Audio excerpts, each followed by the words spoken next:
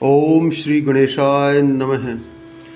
तो आइए शुरू करते हैं आज का श्री रामचरितमानस पाठ। राम केवल साकार भक्ति का द्योतक नहीं है, राम निराकार निर्गुण भक्ति का भी द्योतक है। राम भक्त कबीर, संत रविदास जो निर्गुण भक्ति के कवि रहे हैं, उन्होंने भी राम का नाम लिया है और राम को सर्वोपरि माना है।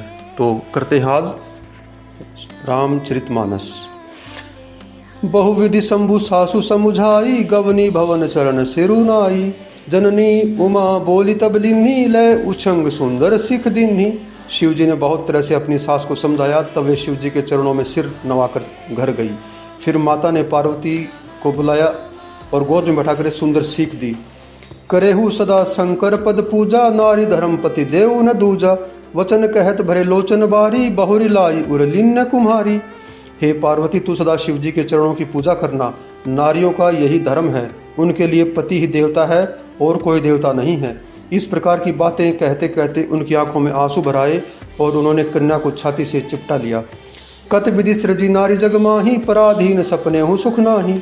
भय अति प्रेम विकल महतारी, धीरजु कीन्ह कुसमय विचारी।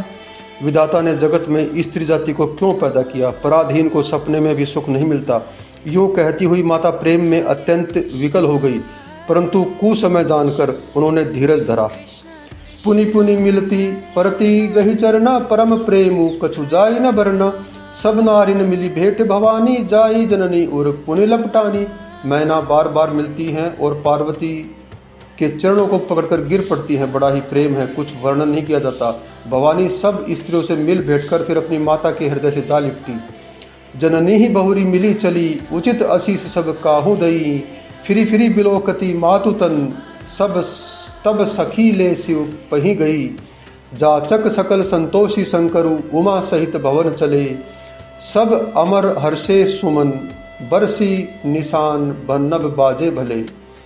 पार्वती जी माता से फिर मिलकर चली, सब किसी ने उन्हें योग्य आशीर्वाद दिए। पार्वती जी फिर कर माता की ओर देखती जाती थी। तब सखियां उन्हें शिव जी के पास ले गई। महादेव जी सब याचकों को संतुष्ट कर पार्वती के साथ घर कैलाश को चले।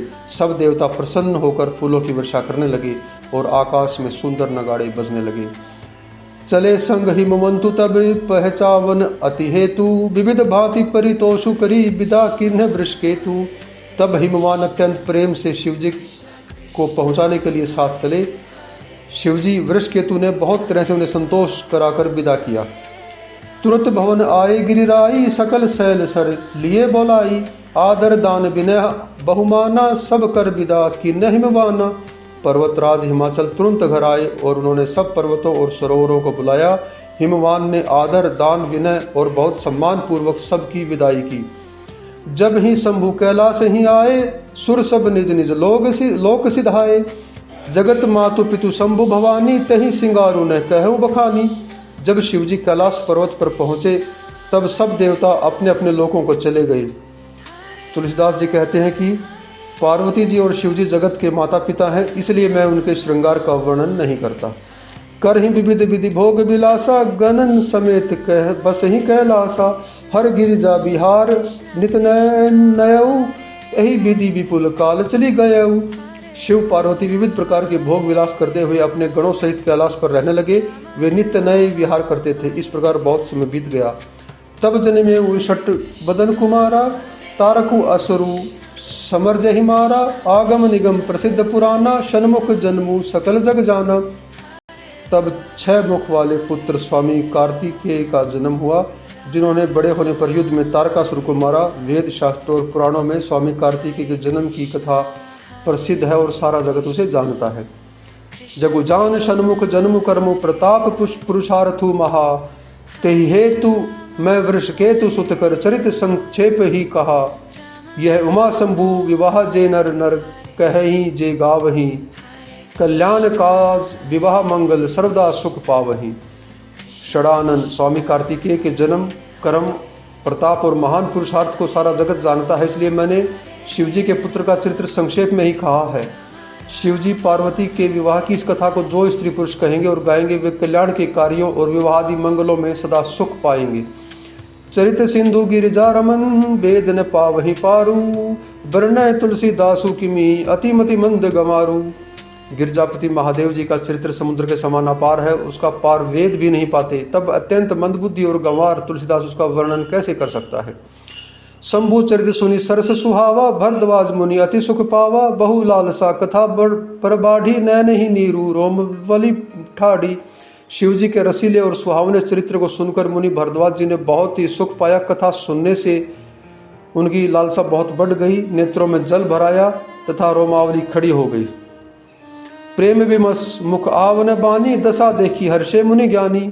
अहो धन्य तब जन्म मुनीसा, तुम ही प्राण सम प्रिय गौरी सा। वे प्रेम में मुग्ध हो गए, मुख से वाणी नहीं निकलती। उनकी यह दशा देखकर ज्ञानी मुनि याज्ञवल्क्य जी बहुत प्रसन्न हुए और बोले, हे मुनीश, आहा तुम्हारा जन्म धन्य है, तुमको गौरीपति शिव जी प्राणों के समान प्रिय हैं। शिवपद कमल जिन ही रतिनाही, राम हिते सपने हु न सुहाही। बिनु छल विश्वनाथ पद नेहु, राम भक्त कर लक्षण एहु। शिव जी के चरण कमलों में जिनकी प्रीति नहीं है वे श्री रामचंद्र जी को सौपन में भी अच्छे नहीं लगते। विश्वनाथ श्री शिव जी के चरणों में निष्कपट विशुद्ध प्रेम होना यही राम भक्त का लक्षण है। शिव सम को रघुपति व्रतधारी, बिनु अग तजी सती असि नारी। पुनि करी रघुपति भक्ति दिखाई, को शिव सम राम ही प्रिय भाई। शिव जी के समान रघुनाथ जी की भक्ति का व्रत धारण करने वाला कौन है, जिन्होंने बिना ही पाप के सती जैसी स्त्री को त्याग दिया और प्रतिज्ञा करके श्री रघुनाथ जी की भक्ति को दिखा दिया कि हे भाई, श्री रामचंद्र जी को शिव जी के समान और कौन प्यारा है। प्रथम ही मैं कही शिव चरित, बूझा मर्म तुम्हारा। सुचि सेवक तुम राम के, रहित समस्त विकार। मैंने पहले ही शिव जी का चरित्र कहकर तुम्हारा भेद समझ लिया। तुम श्री रामचंद्र जी के पवित्र सेवक हो और समस्त दोषों से रहित हो। मैं जाना तुम्हार गुणशीला, कहूँ सुनहु अब रघुपति लीला। सुनु मुनि आजू समागम तोरे, कही न जाई अस सुख मन मोरे। मैंने तुम्हारा गुण और शील जान लिया, अब मैं श्री रघुनाथ जी की लीला कहता हूँ। सुनो हे मुनि, सुनो, आज तुम्हारे मिलने से मेरे मन में जो आनंद हुआ है वह कहा नहीं जा सकता। रामचरित अति अमित मुनीसा, कही न सकहि सतकोटि अहिसा। यद्यपि तथा श्रुत कहु बखानी, सुमेरी गिरापति प्रभु धनुपानी। हे मुनीश्वर, रामचरित्र अत्यंत अपार है, 100 करोड़ शेष जी भी उसे नहीं कह सकते। तथापि जैसा मैंने सुना है वैसा वाणी के स्वामी और हाथ में धनुष लिए हुए प्रभु श्री रामचंद्र जी का स्मरण करके कहता हूँ। सारद दारुणारी सम स्वामी, राम सूत्रधर अंतरजामी। जही पर कृपा करहि जनु जानी, कभी उर अजिर नचावहि बानी। सरस्वती जी कठपुतली के समान है और अंतर्यामी स्वामी श्री रामचंद्र जी सूत्रधार हैं, सूत पकड़कर कठपुतली को नचाने वाले। अपना भक्त जानकर जिस कवि पर वे कृपा करते हैं उसके हृदय रूपी आंगन में सरस्वती जी को वो नचाया करते हैं। प्रणव सोई कृपाल रघुनाथा, वर्णव विशदता सुगुण गाथा। परम रम्य गिरि बरु कैलासु, सदा जहाँ शिव उमा निवासु। उन्हीं कृपालु श्री रघुनाथ जी को मैं प्रणाम करता हूँ, उन्हीं के निर्मल गुणों की कथा कहता हूँ। कैलाश पर्वतों में श्रेष्ठ और बहुत ही रमणीय है, जहाँ शिव पार्वती जी सदा निवास करते हैं। सिद्ध तपोधन जोगिजन, सुर किन्नर मुनि वृंद। बस ही तहाँ सुकृति सकल, सेव ही शिव सुख कंद। सिद्ध तपस्वी योगी गण, देवता, किन्नर और मुनियों के समूह उस पर्वत पर रहते हैं। वे सब बड़े पुण्यात्मा हैं और आनंद कंद श्री महादेव जी की सेवा करते हैं। हरिहर विमुख धर्म रति नाही, ते नर तह सपने हु नहीं जाही। तेहि गिरि पर बट बिटप विशाला, नित नूतन सुंदर सब काला। जो भगवान विष्णु और महादेव जी से विमुख हैं, जिनकी धर्म में प्रीति नहीं है, वे लोग सोपन में भी वहां नहीं जा सकते। उस पर्वत पर एक विशाल बरगद का पेड़ है जो नित्य नवीन और सब कालों 6 ऋतुओं में सुंदर रहता है। त्रिविध समीर सुशीतली छाया, शिव विश्राम में विटप श्रुति गाया। एक बार तही तर प्रभु गयाऊ, तरु बिलो की उर अति सुख भयाऊ। वहाँ तीनों प्रकार की त्रिविध समीर, तीनों प्रकार की वायु बहती है, शीतल, मंद और सुगंध, और उसकी छाया बड़ी ठंडी रहती है। वह शिव जी के विश्राम करने का वृक्ष है जिसे वेदों ने गाया है। एक बार प्रभु श्री शिव जी उस वृक्ष के नीचे गए और उसे देखकर उनके हृदय में बहुत आनंद हुआ। निज कर डासी नागरी पुछाला, बैठे सहज ही शंभु कृपाला। कुंद इंदु दर गौर शरीरा, भुज प्रलंब परिधन मुनि चीरा। अपने हाथ में बाघंबर बिछाकर कृपालु शिवजी स्वभाव से ही बिना किसी खास प्रयोजन के वहां बैठ गए। कुंद के पुष्प, चंद्रमा और शंख के समान उनका गौर शरीर, बड़ी लंबी भुजाएं, और वे मुनियों से वक्ल धारण किए हुए थे उस वक्त। तरुण अरुण अंबुज समचरना, नख दुति भगत हृदयतम हरना। भुजग भूति भूषण त्रिपुरारी, आननु शरद चंद छवि हारी है। उनके चरण नए पूर्ण खिले हुए लाल कमल के समान थे। उन नखों की ज्योति भक्तों के हृदय को अंधकार हरने वाली थी। सांप और भस्म ही उनके भूषण थे, और उन त्रिपुरारी के शत्रु शिवजी का मुख शरद के पूर्णिमा के चंद्रमा की शोभा को भी हरने वाला। जटा मुकुट सुर सरित सिर लोचन, नलिन विशाल नीलकंठ लावण्य निधि, सोहबाल विधुभाल। उनके सिर पर जटाओं का मुकुट और गंगा जी शोभायमान थी। कमल के समान बड़े बड़े नेत्र थे उनका नीलकंठ, और वे सुंदरता के भंडार थे। उनके मस्तक पर द्वितीय का चंद्रमा शोभित था। जय श्री राम, जय श्री राम, जय श्री।